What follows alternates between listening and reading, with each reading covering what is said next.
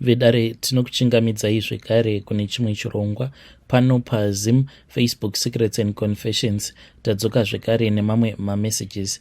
Regedzai tibva tapinda mumamessages edu tadzoka takakubatirai. Message yedu yekutanga yakamira sekudai so: hanzi makadi zvenyu mukoma, ndinokumbirawo kuti muge muchindiposterawo nyaya yangu makaviga chitupa changu. So inini I am studying here in Zim at a certain university.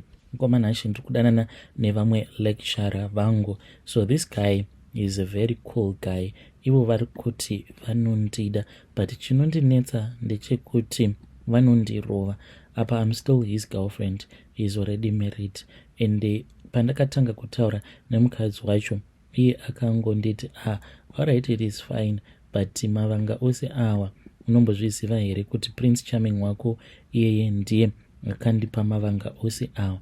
Saka ndakangoti she is a bitter first wife, ndokubva ndangosiyanawo nazvo. So mukoma nashi, now I can see kuti zveshuwa zvandakaudzwa naGules ndezvechokwadi. The first time that he beat me up, it was all because he suspected kuti I was cheating on him. Like seriously, munhu kungofungidzira kuti the girl is cheating up on me, then munhu obva atotanga kutokurova. Ndakarohwa kani mukoma nashi. Ndakatanga ndichafunga kuti maybe the dude was joking, but paakanozonondidira chifight mudumbu, ndakabva ndatanga kuchema ndichinowira pasi. Munhu ndokubva atanga kundikika, achindikika. Ndikabva ndati, zvinotarirawo kuti uri kundikika mudumbu apa, you expect kuti mudumbu imomo mauri kundikika ndo munofanira kuti munge muchizochengeta mwana wako. How am I going to do that? Mangwana hauzondirambi here ndatadza kukuzvarira mwana. Akabva ati handina kana basa nazvo.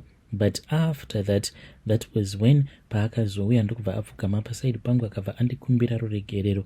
Mwedzi wacho iwoyo ndakapiwa pay yose.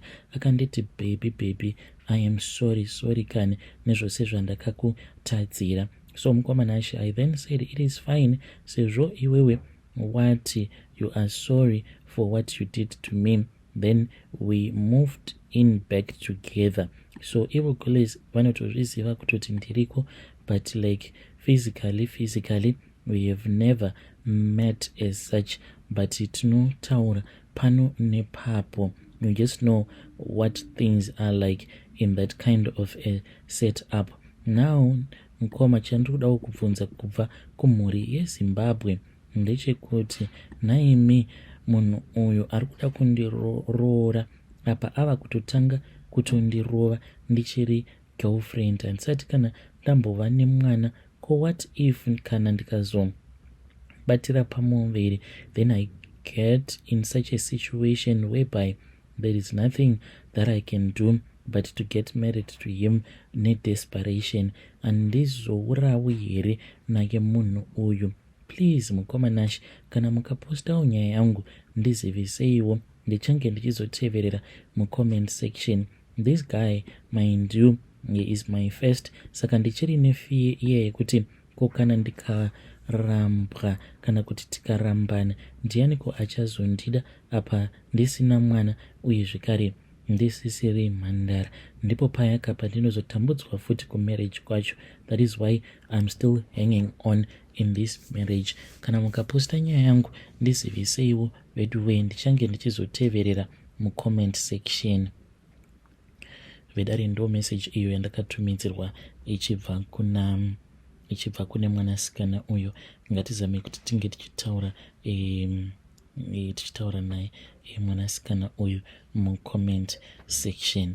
Zvakangoma hazvo veduwe, but ipapo naye mwanasikana, did you even think about it kuti panguva iyo yawakapiwa mari yose yepay, maybe maiguru kumba uko pavakabvunza kuti ko mari iripi, maybe vakatoiroverwa mari iyoyo mune ramangwana. Iwowo kana wazovawo amai guru, zivawo kuti vamwe pavanozopiwa a full salary vachinyengererwa, ziva kuti newewe unenge wozoiroverwa mari iyoyo. So you need to think about it. Ngatizame kuti tinge tichitaura naye mwanasikana uyu mucomment section. zvakangoma hazvo vedhuwe. Regedzai tibva taenda panyedu inotevera.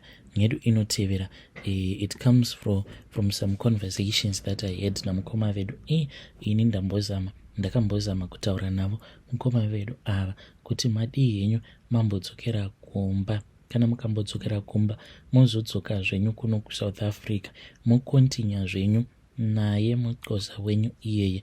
But vane nharo ivo, he believes in true love, hanzi true love conquers everything.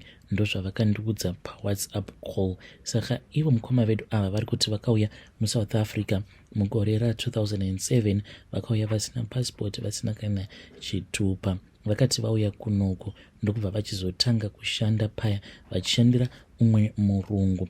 Then vakabva vachizotanga kudanana nemukadzi wavo wavari kugara naye, wavaine mwana naye. Anzi akanaka zvisingaiti, anzi ane macaves in the right places, uye zvekare anoglow, ane skin yakaita yellow kuita kunge mango. Hanzi kana muri murima anotopenya kuita kunge zuva. Kubva zuva iro randakamuona ndakabva ndatoziva kutoti uyu ndewangu. There is no way that I can go back to Zim and leave her behind, because mwoyo wangu unorwadza kana ndikatanga kufunga kuti zvino chigagairwa chimwana chakanaka kudai kana ndikachisiya chiri chega muno muSouth Africa chinozobiwa ka. And she is me hooked. Zvaanondiita kane mukoma Nash panguva iya yatinenge tichisika bonde. Ende iye ane musikanzwa wekuti kana akauya pamusoro pangu anobva ati baby nditarise mumaziso. Apa anenge achitaura neni nerurimi rwake rwaamai vake achinditi baby nditarise. Saka kana ndamutarisa paya anenge ondidana nezita rechixhosa raakandipa. Ipapo yuhwikane ndinonzwa ndichiita kumerera nekugotsi uku ropa rinenge rongomhanya. Akanditarisa mumaziso ende anogona kushandisa chombo chemurume zvekuti dzimwe nguva ndinotonzwa sekunge chavhunika, sezvo iye aine makevhu mahombe wega unoridza mhere. Apa kana akazokubvunza kuti unonzani, rangu zita randakatumidzirwa nevabereki vangu ndinobva ndarikanganwa, uye ndinobva ndakanganwa kuti kumusha kumasvingo ndinenge ndotomudza kuti kwavo ndo kumusha. Hey, she is 100% Xhosa, anondifaira kani. And she is very fierce, ane moto mburugwa. She does not play games. And akatondiudza kuti baby usambowara because iwewe you are safe with me. Kunyange zvikanzi womafezi kauya ichida kusunga vasina mapepa, ziva kuti hakuna kana anombokubata, because ndinongovati hands off my man. Hakuna kana wani zvake angamboita nharo dzekuda kukusunga so that you can get deported. You are safe with me baby. Saka ipapapa takamirira nguva chete kuti tinge tichizochata. Then ndobva ndazowanawo mapepa emuno. But mukoma ndine kasurprise ako kandiinako munhu wangu. Kana iri selicense ndakamutoresa, and I want her to feel so special, and I am making big moves for my queen. And ndiri kutoronga kuti ndinge ndichizomutengera motikari yandakatoona kuibikers, and ndiye anenge ofamba kana achida nemotikari iyoyo. But ndinotya kuti kana akazofamba ari ega ndiri kubasa anokwanisa kuzobiwa. Saka ndichazomutsvakira driver, iye anenge agere zvake ari kumba achingokesha ini chete mari dzemabolt. Why not? Mukoma, vamwe vanhu vanokwanisa kundibvunza kuti kunai big money, why is it musingazvitengere motikari iri muzita menyu? Well, listen mukoma, ininika ndiri busy nebasa rangu. Iye ndiye anofanira kuti anga achimbopusha daidheng iri sezvo ndisati ndava nechitupa. Saka iprocess, mari yagara iripo kuti ndinge ndichimbomhanya ndichienda kumusha kumbonotsvaka kune birth certificate rangu, because zvamanje haritozivikanwe kuti birth rangu ripi. saka it is a long process. Ndine kamari ako kandiinako, ndakakumbira boss wangu kuti haafaniri kuti anga achizondipa mari yangu yose, saka I have been saving. Pari zvino ndine mari yangu iyo inokwana kuita 30,000 rands plus mari yandichazopiwa yebhonasi, uye zvekare iye ndakatoita kuti ange achiita kashort course kebusiness management. Ndakamubika kane munhu wangu, she is ready, ane license uye zvekare anogona kurana business. Saka manje tinenge tatovawo vapfumi, uye zvekare she will owe everything to me, nekuda kwekuti I am investing in her future, I am building her up. That is what a real man does. Munhu uyu unondida kane nemanakiro aakaita, you won't even expect kuti angadanana nagarden boy. Ndokusaka ndichimupa mari kuita kumubhejera. Vamwe vanhu vanokwanisa kuzondibvunza kuti ko why iwewe usingatyi, are you not afraid? Hauna chitupa, hauna kana passport kana befe rako hauzivi kuti riripi. One wrong move mujita, handiti unokwanisa kusungwa here? Mazuva ano kuri kupisa, kana ukasungwa uchaita sei? Mukomanashi, isusu ndisu vachasungwa here? Kana mukandiona ndichifamba, kana iyo step yandinenge ndichirova, kana idzo hembe dzandinenge ndakapfeka, haumbofi wakafungidzira kuti ndiri wekumusha. Iye akatonditi bebi, chinokusungisai imimi maZimbabwe ndechikuti hamugone kupfeka, munongoti as long as ndapfeka. Saka mai mupfana vanoenda vanonditengera hembe. Kana ndakapfeka kane haumbofi wakafungidzira kuti ndiri muZimbabwe, ende ndinotodarika nepacho panenge pachitopisa ndichitoti eitada ndichitoenda. Let us be honest, even though kumushoko ndakasiya mhuri, but it has been a long time. I think kuti zvandakasiyawo kumusha ikoko zvakatoita move on.